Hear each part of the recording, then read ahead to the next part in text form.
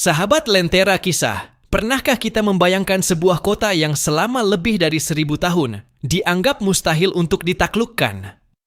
Sebuah kota yang memiliki tembok raksasa berlapis-lapis. Kota yang menjadi pusat peradaban dunia. Kota yang berkali-kali diserang oleh berbagai kerajaan besar, namun selalu bertahan. Kota itu bernama Konstantinopel. Selama berabad-abad, para penguasa Muslim bermimpi menaklukkannya. Banyak pasukan datang dan pergi, banyak panglima mencoba, namun semuanya gagal. Akan tetapi, pada tahun 1453 Masehi, seorang pemuda berusia hanya 21 tahun berhasil melakukan sesuatu yang dianggap mustahil oleh dunia. Namanya adalah Mehmed II. Dunia kemudian mengenalnya dengan gelar yang sangat agung, Muhammad Al-Fatih. Bagaimana seorang pemuda mampu menaklukkan kota terkuat di dunia? Bagaimana ia mengubah sejarah manusia untuk selamanya? Inilah kisah luar biasa tentang penaklukan Konstantinopel.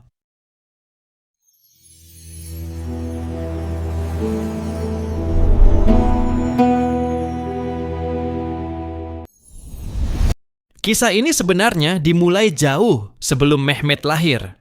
Suatu hari, Rasulullah Shallallahu Alaihi Wasallam menyampaikan sebuah kabar gembira kepada umat Islam. Beliau bersabda bahwa Konstantinopel suatu saat akan ditaklukkan. Dan sebaik-baik pemimpin adalah pemimpin yang menaklukkannya. Serta sebaik-baik pasukan adalah pasukan yang ikut dalam penaklukan tersebut. Hadis ini menjadi sumber semangat bagi kaum muslimin selama berabad-abad. Para khalifah dari berbagai dinasti berusaha mewujudkannya. Mulai dari masa Bani Umayyah hingga Abbasiyah. Bahkan sahabat Nabi yang mulia, Abu Ayyub Al-Ansari, ikut dalam ekspedisi menuju Konstantinopel pada usia yang sangat tua. Beliau wafat di dekat tembok kota itu. Seakan-akan meninggalkan pesan kepada generasi berikutnya, bahwa suatu hari nanti, kota itu pasti jatuh ke tangan kaum muslimin. Namun waktu terus berlalu, puluhan tahun berubah menjadi ratusan tahun, Konstantinopel tetap berdiri kokoh. Pada tahun 1432, lahirlah seorang pangeran Ottoman. Ayahnya adalah Murad II. Sejak kecil, Mehmed mendapatkan pendidikan yang luar biasa. Ia mempelajari Al-Quran, mempelajari hadis, belajar ilmu militer, belajar strategi perang, belajar matematika, belajar sejarah, bahkan menguasai beberapa bahasa asing. Guru-gurunya menanamkan satu cita-cita besar, bahwa mungkin saja dialah pemimpin yang disebut dalam hadis Rasulullah Shallallahu Alaihi Wasallam. Setiap hari, Mehmed tumbuh dengan keyakinan itu. Ia membaca sejarah para penakluk, mempelajari kegagalan ekspedisi-ekspedisi sebelumnya, menghafal peta, memahami kelemahan dan kekuatan Konstantinopel. Ketika anak-anak lain bermain, Mehmed justru sibuk mempelajari cara menaklukkan kota yang dianggap mustahil itu. Untuk memahami betapa besarnya pencapaian Mehmed, kita harus memahami terlebih dahulu kekuatan Konstantinopel. Kota ini merupakan ibu kota dari Kekaisaran Bizantium. Lokasinya sangat strategis, diapit oleh laut dan selat penting. Perdagangan dunia melewati wilayah tersebut. Yang paling menakutkan adalah tembok pertahanannya. Tembok Theodosius terkenal sebagai salah satu sistem pertahanan terbaik sepanjang sejarah. Tembok berlapis, parit besar, menara pengawas, benteng yang sangat kuat. Banyak pasukan besar hancur ketika mencoba menyerangnya. Konstantinopel dijuluki benteng yang tidak dapat ditembus. Bahkan banyak orang Eropa percaya bahwa kota itu dilindungi oleh takdir. Pada usia yang masih sangat muda, Mehmed akhirnya menjadi Sultan Ottoman. Banyak pihak meremehkannya. Sebagian penguasa Eropa menganggap Mehmed hanyalah anak muda yang belum berpengalaman. Mereka mengira Kesultanan Ottoman akan melemah. Namun mereka salah besar. Di balik usia mudanya, Mehmed memiliki visi yang sangat besar. Ia mulai mempersiapkan sesuatu yang belum pernah dilakukan sebelumnya. Penaklukan Konstantinopel. Persiapan dilakukan dengan sangat matang. Bukan hanya mengandalkan keberanian, tetapi juga ilmu pengetahuan, teknologi, strategi, dan perencanaan yang teliti. Mehmed memahami satu hal penting. Tembok Konstantinopel terlalu kuat untuk dihancurkan dengan metode biasa.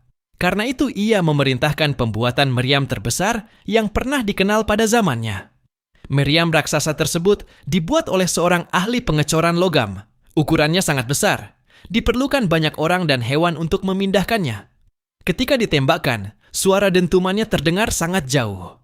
Getarannya mengguncang tanah. Bola-bola meriam raksasa mulai menghantam tembok Konstantinopel. Untuk pertama kalinya dalam sejarah, tembok yang selama berabad-abad dianggap tidak dapat dihancurkan, mulai menunjukkan kerusakan. Pada bulan April 1453, pengepungan besar dimulai. Puluhan ribu pasukan Ottoman mengepung kota. Kapal-kapal perang memenuhi perairan. Meriam terus menembak siang dan malam. Namun penduduk Konstantinopel tidak menyerah. Mereka bertahan dengan gigih. Kaisar terakhir Bizantium, Konstantin XI Palaiologos, memimpin pertahanan kota secara langsung. Pertempuran berlangsung sengit. Hari demi hari berlalu. Korban terus berjatuhan, tetapi kota itu masih bertahan. Ada satu masalah besar yang dihadapi Mehmet. Teluk Golden Horn dilindungi rantai baja raksasa. Rantai itu menghalangi armada Ottoman masuk. Tanpa menguasai teluk tersebut, pengepungan menjadi jauh lebih sulit. Para jenderal mulai kebingungan. Namun Mehmet memiliki ide yang sangat berani. Ide yang bahkan terdengar gila. Ia memutuskan memindahkan kapal-kapal perang melalui daratan. Ya, melalui daratan. Jalur perbukitan dilumuri minyak dan kayu gelondongan. Kemudian kapal-kapal ditarik melewati bukit pada malam hari. Keesokan paginya, penduduk Konstantinopel terkejut. Mereka melihat kapal Ottoman sudah berada di belakang pertahanan mereka. Sesuatu yang dianggap mustahil telah terjadi. Moral pasukan Bizantium mulai terguncang. Pengepungan terus berlangsung. Tembok semakin rusak.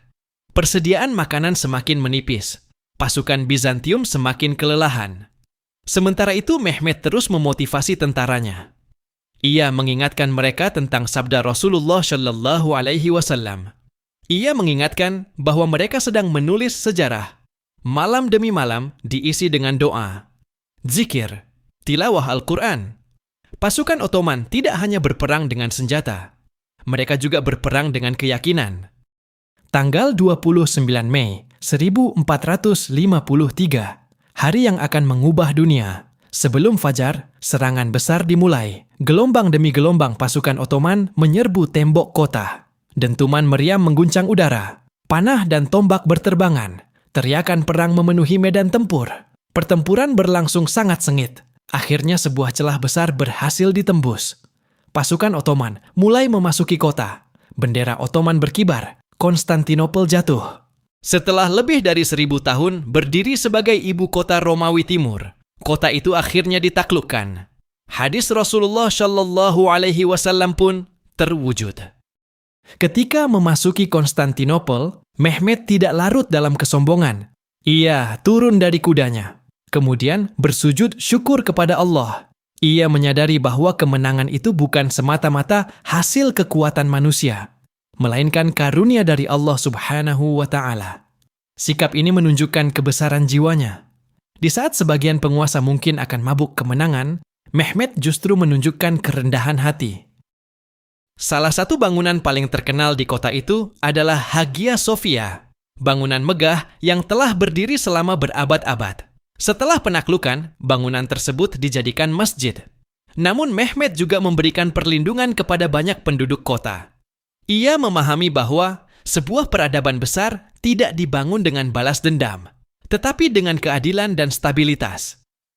Konstantinopel kemudian berkembang menjadi pusat dunia Islam. Nama kota itu lambat laun berubah menjadi Istanbul. Penaklukan Konstantinopel bukan hanya kemenangan militer. Peristiwa ini mengubah sejarah dunia. Jalur perdagangan berubah. Peta politik dunia berubah. Era baru dimulai. Nama Mehmet II dikenang sepanjang masa. Bukan hanya karena berhasil menaklukkan sebuah kota, tetapi karena menunjukkan bahwa mimpi besar dapat diwujudkan dengan ilmu, persiapan, keberanian, dan keimanan.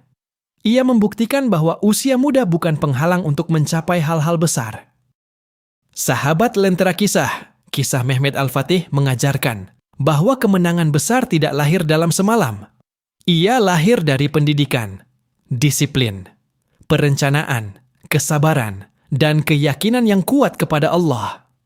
Apa yang dianggap mustahil oleh manusia bisa menjadi mungkin ketika seseorang mempersiapkan diri dengan sungguh-sungguh. Karena itulah, nama Mehmet Al-Fatih tetap bersinar dalam lembaran sejarah hingga hari ini. Semoga kita dapat mengambil pelajaran dari semangat, ketekunan, dan visi besarnya. Jika kalian menyukai kisah sejarah Islam seperti ini, jangan lupa subscribe, like, dan bagikan video ini agar semakin banyak yang mendapatkan manfaat.